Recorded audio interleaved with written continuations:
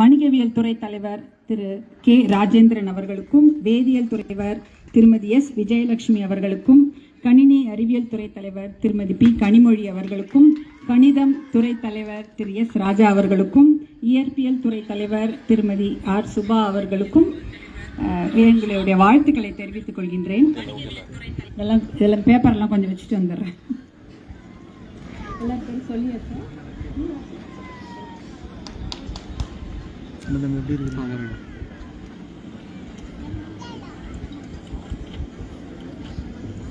முதற்கண் இந்த விழாவுக்கு 1 மணி நேரம் தாமதமாக வந்ததற்கு என்னுடைய மன்னிப்பை நான் தெரிவித்துக் கொள்கின்றேன். உங்கள் வருத்தம் தெரிவிக்கிறேன். ஏன்னா நான் எப்பயுமே ஒரு நிமிஷம் கூட லேட் பண்ணவே மாட்டேன். ஒரு நிகழ்ச்சி அப்படின்னா அது 5 நிமிடங்கள் முன்னால் நான் போய் நிற்பேன். ஒரு நிகழ்ச்சிக்கும் என்னுடைய பிரச்சார பயணத்தில் போது கூட 10 பேர் 6:30ன்னா 6:15க்கு நான் போய் பிரச்சார வண்டியில் போய் நின்றுடுவேன்.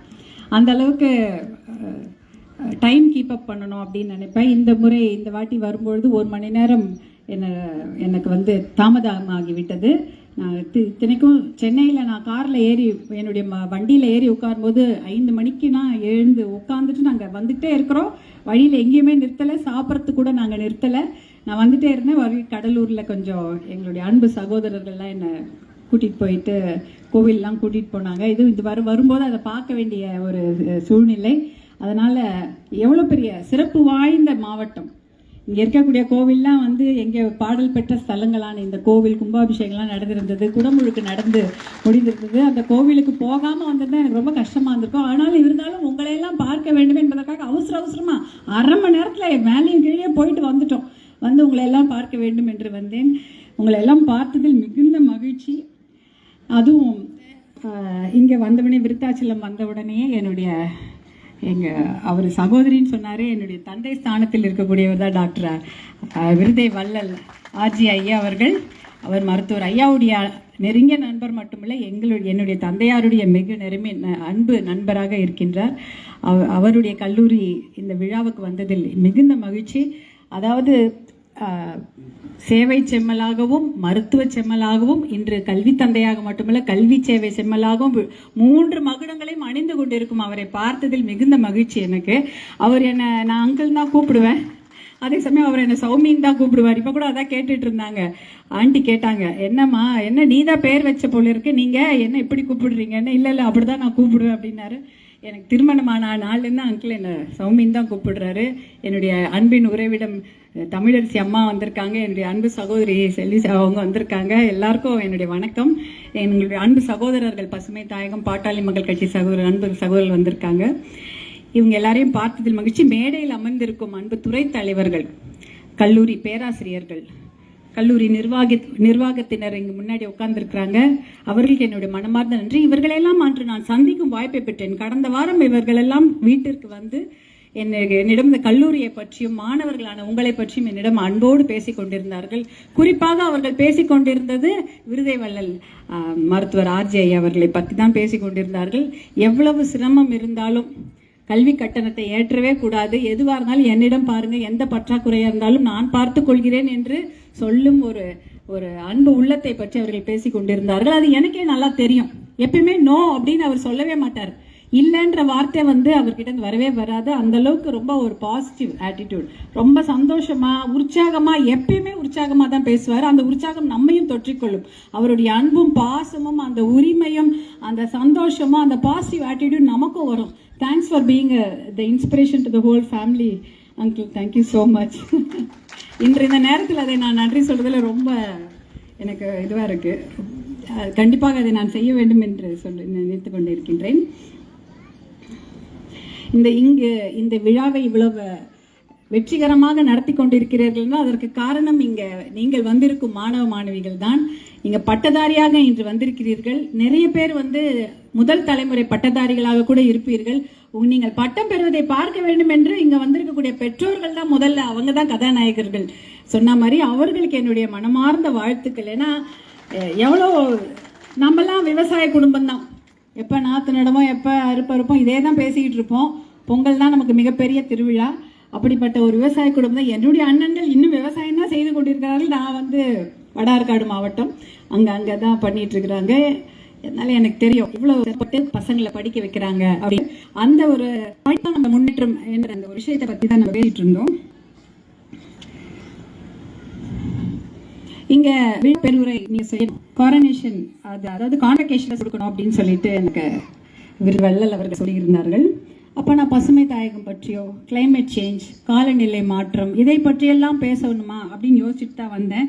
இருந்தாலும் என்னுடைய அனுபவங்களை உங்களிடம் பகிர்ந்து கொள்வதில் ஒரு மிகுந்த அது கொஞ்சம் பயனுள்ளதாக இருக்குமா அப்படின்றதுனால தான் இன்னைக்கு நினைச்சேன். நம்ம வாழ்க்கையில ப்ரையாரிட்டிஸ்னு ஒன்று வச்சுக்கணும் இல்லையா?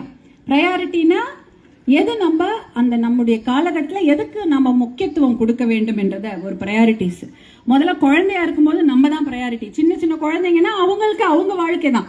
அதே போல வயது முதிர்ந்தவர்கள் என்றால் அவங்களுக்கு அவங்க தான் ப்ரையாரிட்டி. யார் வயசானவங்க இருக்காங்களோ அவங்களுக்கு தங்களுடைய உடம்பு தங்களுடைய பிரச்சனை அதுதான் முதல் ப்ரையாரிட்டியா இருக்கும். ஆனால் அந்த இடைப்பட்ட காலகட்டம் இருக்குமா, குழந்தையும் இல்லாம முதியவர்களாகவும் இல்லாம இடைப்பட்ட காலகட்டத்தில் நம்மளுடைய ப்ரையாரிட்டிஸ் நம்மளுடைய முக்கியத்துவம் என்பது கொஞ்சம் கொஞ்சமா மாறும். அப்படி பார்த்தீங்கன்னா முதல்ல இருக்கிறது பள்ளி பருவம், கல்லூரி பருவம், படிக்கிற காலம். படிக்கிற காலத்துல எதுக்கு நாம முக்கியம் கொடுக்க வேண்டும் என்றால் படிப்புக்கு தான் முக்கியத்துவம் கொடுக்கணும். இன்னைக்கு ஒரு 10 வருஷம் கழிச்சு படிக்கலாம்னா ரொம்ப சிரமம். இன்னைக்குதான் அதை நம்ம படிக்க முடியும். இந்த படிக்கிற காலகட்டத்தில் படிப்புக்கு தான் முக்கியத்துவம் கொடுக்க வேண்டும். அது வந்து ரொம்ப ரொம்ப முக்கியமான ஒரு விஷயம். இப்போ போய் நம்ம லைப்ரரியில் படிக்கலாம், கார்ல் மார்க்ஸ் பற்றி படிக்கலாம், வரலாறு படிக்கலாம், தமிழ் படிக்கலாம், ஆங்கிலம், கணினி, எல்லா அறிவியல் இதையெல்லாம் கற்றுக்கொள்ளலாம். ஆனால் ஒரு 10 வருஷம் கழிச்சு நமக்கு வேலை பலுவலாக இருக்கும்போது அதை நம்ம படிக்க முடியாது. இன்னைக்கு இப்போ மாணவர்களாக இருக்கும்பொழுது என்ன பெரிய வேலை இருக்கும் இல்லைங்களா? ஒரு அம்மாவுக்கு உதவியாக இருக்கலாம், ஒரு பாத்திரம் கழுவலாம், இல்லை வீடு சுத்தம் செஞ்சு கொடுக்கலாங்க, இல்லை ஒரு பால் வாங்கி கொடுக்க போகணும், அதுதான் இருக்கும். ஒரு ரேஷன் கடைக்கு போகணுன்னுவாங்க, இல்லை பால் வாங்கி கொடுத்துட்டு போகணுவாங்க. சில வீட்டு வேலைகள் தான் செய்ய முடியும். கடன் அடைக்க வேண்டும், பணம் சம்பாதித்து குழந்தைகளை வளர்க்கணும், திருமணம் செய்யணும், இல்லை கல்வி கடனை அடைக்கணும், இல்லை வீடு கட்டணும். இந்த மாதிரி எந்த ஒரு ப்ரெஷர், இந்த மாதிரி எந்த ஒரு கட்டுப்பாடுமே இல்லாத ஒரு வாழ்க்கை தான் பள்ளி பருவம், கல்லூரி பருவம். வேற பெரிய வேலையே இருக்காது. நம்மள வந்து படிக்கணும் அப்படின்றது தான் ஒரு முக்கியமான வேலையா இருக்கும். அந்த படிப்புக்கு தான் நம்ம முக்கியத்துவம் கொடுக்கணும். அப்புறம் என்னடா படிக்கிற சமயத்துல படிக்க சொல்றாங்க, அப்ப படிக்கிற சமயத்துல தானே ஜாலியா இருக்க முடியும். இப்போ ஜாலியாக இருக்காம எப்போ பார்த்தாலும் படின்னு சொல்கிறாங்க அப்படின்னு நினச்சிக்காதீங்க. ஏன்னா முக்கியமான விஷயம், இந்த சமயம் விட்டுட்டா எப்பயுமே படிக்கிறது ரொம்ப கஷ்டம். அதை சிலது சாதித்தவர்களும் இருக்கிறார்கள். 40 வயசுக்கு மேலே திருமணமாகி குழந்தை பெற்று அவர்கள் வளர்ந்தப்புறம் போய் பட்டம் வாங்கியவர்கள், முனைவர் பட்டம் வாங்கியவர்களாக இருக்கிறாங்க. ஆனால் அதெல்லாம் ரொம்ப ரொம்ப வெகு சிலர் ரொம்ப அரிதான ஒரு விஷயம். இந்த சமயம் படிக்கணும்.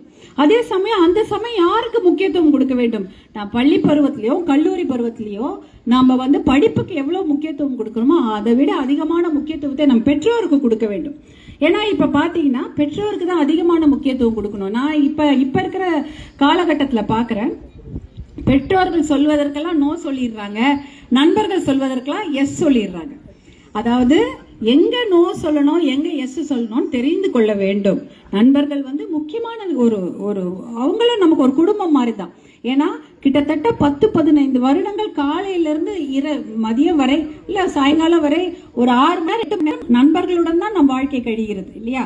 காலையில 8 மணிக்கு 9 மணிக்கு வர்றோம்னா சாயங்காலம் 5 மணி வரைக்கும் நண்பர்களோட தான் நம்ம வாழ்க்கை இருக்கிறது.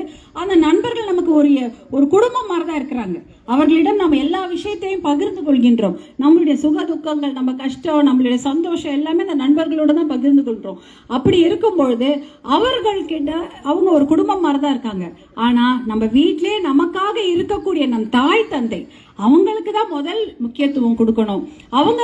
அவங்க சொல்றத நம்ம கண்டிப்பாக கேட்க வேண்டும் என்பதுதான் என்னுடைய வேண்டுகோள். இப்ப கூட கல்லூரியுடைய தாளர்களும் அதை தான் சொன்னாங்க, பெற்றோருக்கு மதிப்பு கொடுங்க அப்படின்னாங்க. ஏன்னா அது வந்து அந்த நம்முடைய வாழ்க்கையில் இந்த முதல் ப்ரையாரிட்டி படிப்பு. அதுல பெற்றோர்கள் 2 பேருக்கு தான் ரெண்டுத்துக்கு தான் முதல்ல முக்கியத்துவம் கொடுக்க வேண்டும். அந்த பெற்றோருக்கு முக்கியத்துவம் கொடுப்பது என்பது ரொம்ப முக்கியமான விஷயம். ஏன்னா அவங்க படி, இல்ல வேலைக்கு போ, இல்ல நல்லா படி, முதல் மார்க் வாங்குன்னு சொல்றது வந்து அவர்களுக்கு நாம எஸ் சொல்லணும். ஆமா நான் செய்வேன் அப்படின்னு. அதுவே நண்பர்கள் குழுவில் இருக்கும் பொழுது எத்தனையோ விஷயங்கள் நடக்கும். இப்ப இப்போ நான் நிறைய பள்ளிக்கூடங்களையும் கல்லூரிகளையும் பார்க்கக்கூடிய ஒரு விஷயம் என்னன்னா, நோ சொல்லத்துக்கு பயப்படுறாங்க. ஏன்னா நம்ம நண்பர்கள் நம்மளை தப்பா நினைச்சிடுவாங்களோ, எல்லாரும் செய்யக்கூடிய அதே தப்பை நம்மளும் செய்யலாம் அப்படின்ற மாதிரி ஒரு எண்ணம் வந்து விடுகிறது. ஏன்னா நோ சொல்றதுக்கு பயம் வருது.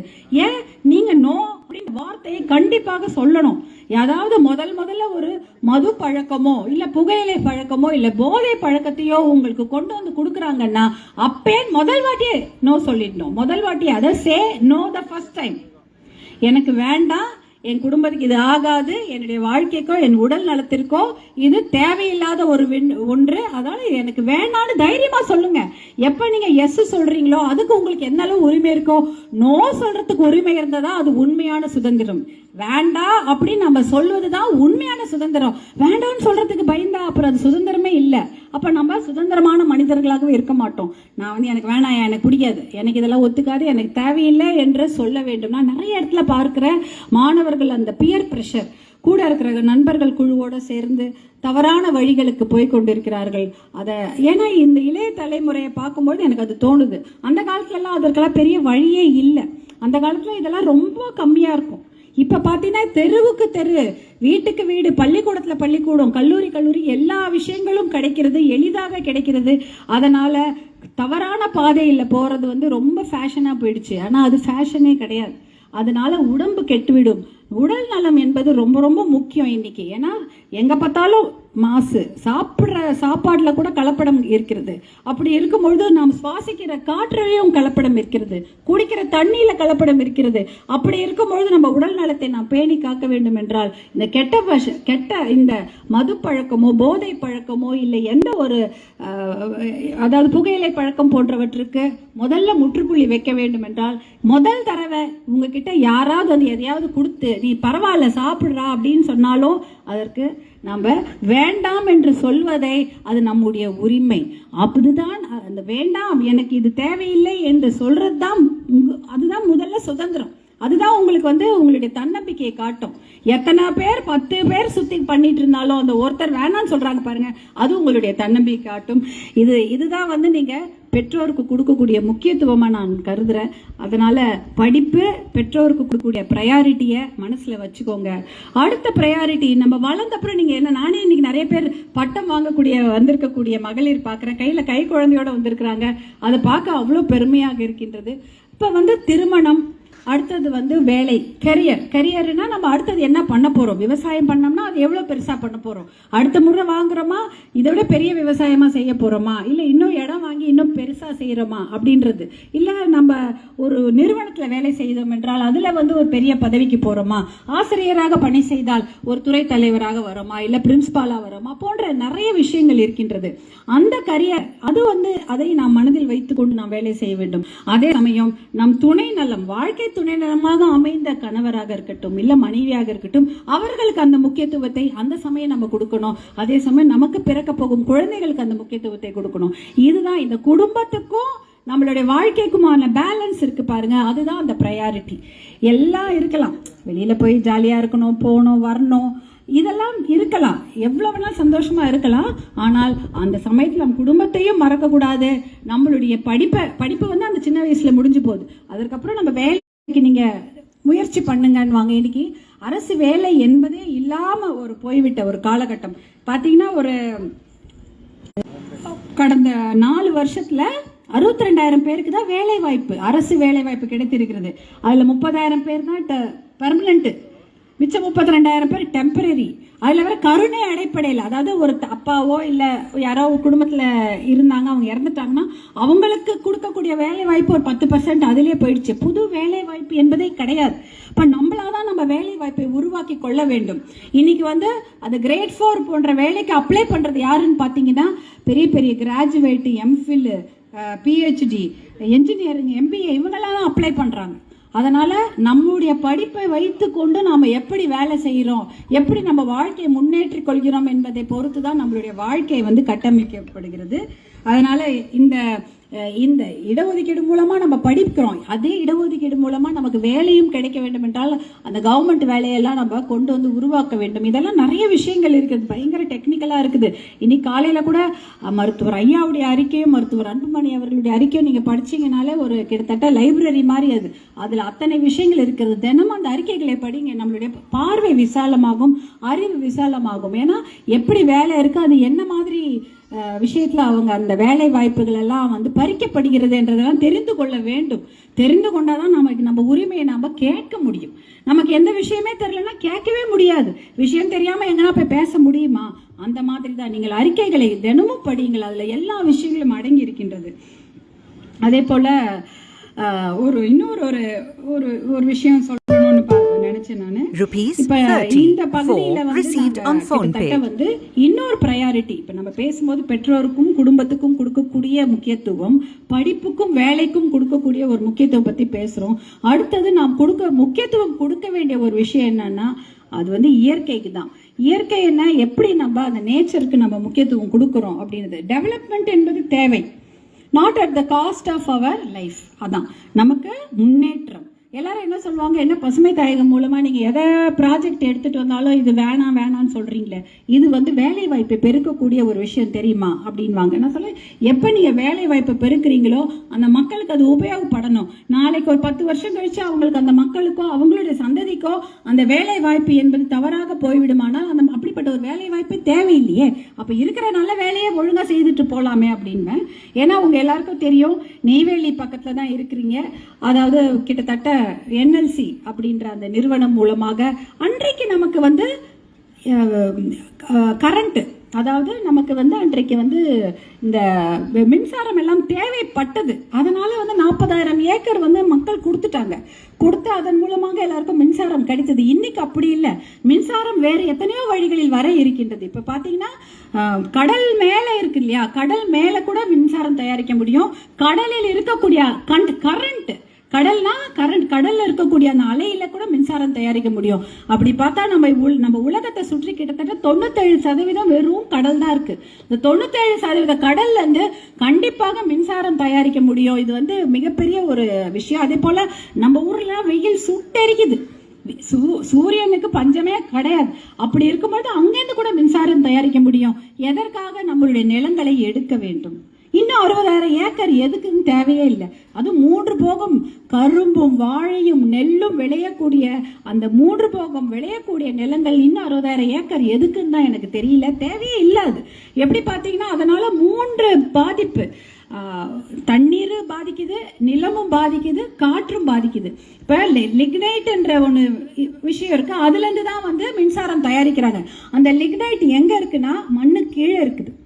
மண்ணு, அதற்கப்புறம் தண்ணி, அந்த தண்ணிக்கு கீழே தான் லிக்னைட். லிக்னைட்ன்றது நிலக்கரி. அந்த நிலக்கரின்றது வந்து கோலை விட மோசமானது. அது கோல் வந்து லிக்னைட் ரொம்ப ஒரு 50,000 வருஷம் கழிச்சு தான் அது வந்து கோல் ஆகும், அதாவது கரியாகும். இந்த லிக்னைட்டை வந்து எடுக்கிறாங்க, அது மூலமா தான் எரிச்சு மின்சாரம் தயாரிக்கிறாங்க. அப்ப அந்த லிக்னைட் எடுக்கிறதுக்கு கிட்டத்தட்ட கிலோமீட்டர் கணக்கில் வந்து பள்ளம் நோண்டுறாங்க. அப்ப மேல இருக்கிற நிலமும் பாதிக்கப்படுது, அதற்கு கீழே இருக்கக்கூடிய தண்ணீர் அத்தனையும் உறிஞ்சிட்ட அப்புறம் நம்ம சுத்து வட்டாரத்துல விவசாயத்துக்கு தண்ணீர் இருக்குமா? எல்லா தண்ணியும் உறிஞ்சிட்ட அப்புறம் இருக்காது. அதற்கு கீழே இருக்கக்கூடிய நிலக்கரியை எடுத்து அதை எரிக்கும் போது காற்று மாசு, தண்ணீரும் போயிடுது, நிலமும் போயிடுது. அப்ப 3 விதமான மாசுக்களையும் நாம் பார்த்து விட்டுதான் நம்மளுடைய விவசாயமோ நம்ம குழந்தைகளுடைய வாழ்க்கையை நம்ம பார்க்கிறோம். அதனால இந்த விஷயங்களை தான் நம்ம